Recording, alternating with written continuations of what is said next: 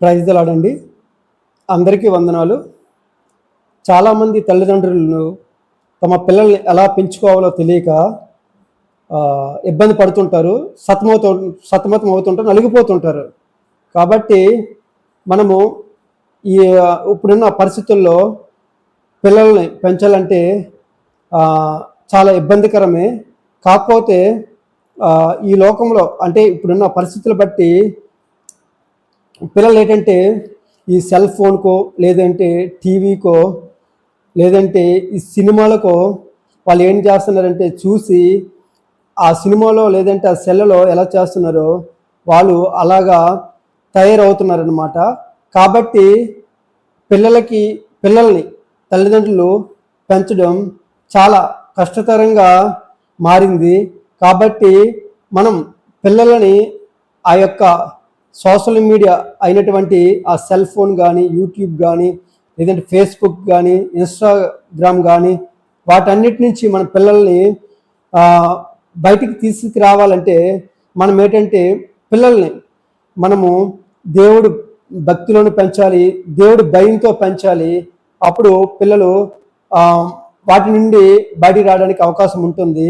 మనము చూసుకున్నట్టయితే బైబిల్లో కొంతమంది తల్లిదండ్రులు తమ పిల్లల్ని ఎలా పెంచారో మనం చూసుకున్నట్టయితే ఇక్కడ మనము పౌలు భక్తుడు చెప్తున్నాడు.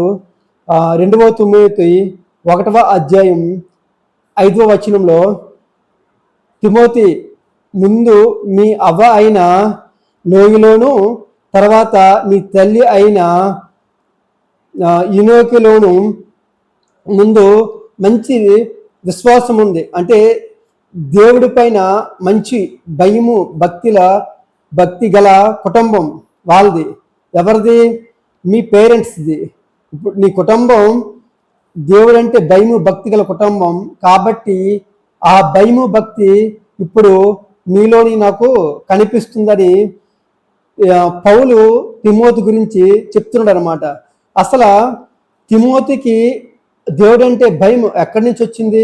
అసలు దేవుడంటే భక్తి అంతా ఎక్కడి నుంచి వచ్చింది అంటే చిన్నప్పటి నుంచి తిమోతి వాడి చిన్నతనం నుంచే చిన్నపిల్లడిగా ఉన్నప్పటి నుంచే వాళ్ళ అమ్మమ్మ అయినటువంటి ఎవరు లోయి తాను అయినటువంటి ఆమె దగ్గర అతను చిన్నపిల్లడికి ఉన్నట్టుగా నుంచి తన దగ్గర పడుకొని పెట్టుకొని ఆమె ఏం చేసేదంటే తిమోతికి దేవుడి గురించి చెప్తుండేది అనమాట. దేవుడి కోసం కొన్ని మాటలు చెప్తుంటే తిమోతి చిన్నప్పటి నుంచి దేవుడు కోసం వినటం వల్ల తను ఎలా తయారయ్యేదంటే భయం, అంటే దేవుడు అంటే భక్తి పెరిగింది, దేవుడు అంటే భయం కూడా పెరిగింది తిమోతిలో.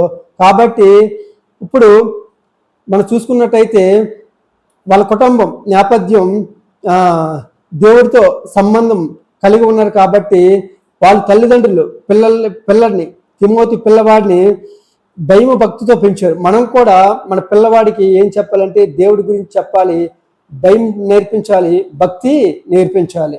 ఎందుకంటే ఇప్పుడున్న రోజుల్లో పిల్లలు ఎలా తయారయ్యారంటే డ్రగ్స్కి అడిక్ట్ అయిపోతున్నారు, తాగుడికి అడిక్ట్ అయిపోయి చెడిపోతున్నారు. తర్వాత అమ్మాయిలు వెనకాతలా తిరుగుతూ తర్వాత స్కూళ్ళు కాలేజీలు ఎగ్గొట్టేసి అంటే చదువు మీద దృష్టి పెట్టలేక అదే జీవితం అనుకొని పిల్లలందరూ వాళ్ళ జీవితాలని నాశనం చేసుకుంటున్నారు. కాబట్టి మనం పిల్లల్ని ఎలా అయితే కొంచెం దేవుడంటే భయముతో భక్తితో మనం పెంచగలిగితే పిల్లలు వాళ్ళు తప్పు చేసినప్పుడు కూడా అమ్మో దేవుడున్నాడు చూస్తాడు మనం చేస్తున్నది అని చెప్పేసి వాళ్ళకి అర్థమవుతుంది. వెంటనే ఆ యొక్క తప్పు నుంచి వాళ్ళు తొలగడానికి అవకాశం ఉంటుంది. మనము చూసుకున్నట్టయితే ఇప్పుడు ఉన్న పరిస్థితుల్లో పిల్లలు తల్లిదండ్రుల మీద కూడా పేరెంట్స్ దెబ్బలాడితే పేరెంట్స్ని కొట్టడానికి పిల్లలు వెనకాడట్లేదు అనమాట. పేరెంట్స్ మీదే తిరగబడుతున్నారు, కొట్టడానికి కలబడుతున్నారు. కాబట్టి అలాంటి పిల్లలకు మనం ఏంటంటే దేవుడి కోసం మనం చెప్పగలిగితే ఆ దేవుడి యొక్క భక్తిని మనం నేర్పించగలిగితే దేవుడు ఆ పిల్లల్ని దీవిస్తాడు. ఎందుకంటే తల్లి ఆవు చేను మేస్తే పిల్ల గట్టు మేయదు. కాబట్టి తల్లి ఏం పని చేస్తుందో పిల్లలు చూస్తారు. కాబట్టి ఇక్కడ ఆవు ఎలా అయితే చేను మేస్తుందో పిల్ల కూడా వెళ్ళి చేనే మేస్తుంది. మనం అంటే మన తల్లిదండ్రులు ఏమైతే చేస్తుంటామో పిల్లలు దాన్ని ఆచరిస్తూ ఉంటారనమాట. ఎలాగైతే తిమోతి వాళ్ళ అమ్మమ్మ ఏమైతే చేస్తుందో చెప్తుందో, వాళ్ళ అమ్మ ఏమైతే చెప్పిందో చేసిందో తిను చూసి నేర్చుకున్నాడు. మనం కూడా మన పిల్లలకి మనము నేర్పిస్తూ ఉండాలి. అప్పుడు దేవుడు పిల్లల్ని దీవిస్తాడు. కాబట్టి మనం చూసుకున్నట్లయితే రీసెంట్గా జరిగిన ఇన్సిడెంట్ ఒకటి, విజయనగరంలో ఒక టీచరు అంటే ఒక టీచరు తన కుమారుడికి నువ్వు చెడు తిరుగులు తిరక్కరా అని చెప్తే వాడు ఏం చేశాడంటే తన ఫ్రెండ్తో కలిసి వాళ్ళ అమ్మని 16 కత్తిపోట్లు పడిచి చంపేశాడు. అంటే పిల్లలు ఏం చెప్పినా తల్లిదండ్రులని చంపే పరిస్థితి ఈ రోజుల్లో మనం చూస్తుంటాము. కాబట్టి పిల్లల్ని ప్రతిసారి మనం గమనిస్తూ ఉండాలి. వాళ్ళు ఏం చేస్తున్నారు, ఎవరితో తిరుగుతున్నారు, పిల్లలు ఎవరి దగ్గర వాళ్ళు పడుకుంటున్నారు, వారికి ఏ బుద్ధులు అబ్బుతున్నాయి మనం గమనిస్తూ ఉండాలి. గమనిస్తూ వాళ్ళని మనం కనిపెడుతూ వాళ్ళకి నీతులు అంటే బుద్ధులు నేర్పుతూ వాళ్ళని మనం పెంచినప్పుడు దేవుడు తప్పకుండా వాళ్ళని దీవిస్తాడు. అదేవిధంగా బైబిల్ వాక్యం చలవిస్తుంది. సామెతలు 13వ అధ్యాయం 24వ వచనం ఇలా ఉంది ఏంటంటే, బెత్తం వాడని తండ్రి తన కుమారునికి శత్రువు అవుతాడు.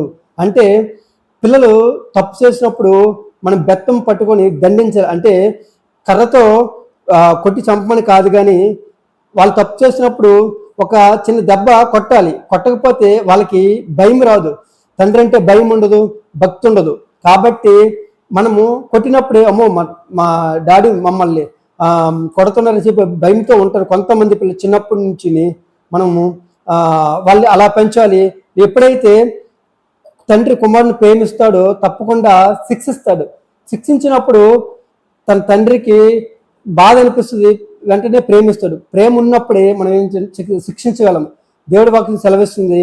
కాబట్టి మనం పిల్లల్ని మనము భక్తితో పెంచుదాం, భయంతో పెంచుదాం, దేవుడంటే చెప్పి పెంచుదాం. కాబట్టి ఈ యొక్క వాక్యం వింటున్న మీరందరూ కూడా పిల్లల్ని అలా పెంచాలని నేను మనవి చేసుకుంటున్నాను. కాబట్టి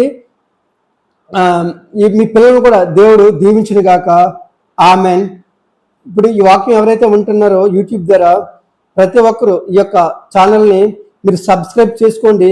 మీకు ఏమైనా డౌట్స్ ఉంటే కామెంట్ చేయండి. కామెంట్ రూపంలో మీకు నేను రిప్లై ఇస్తాను. Praise the lord. ఆమెన్.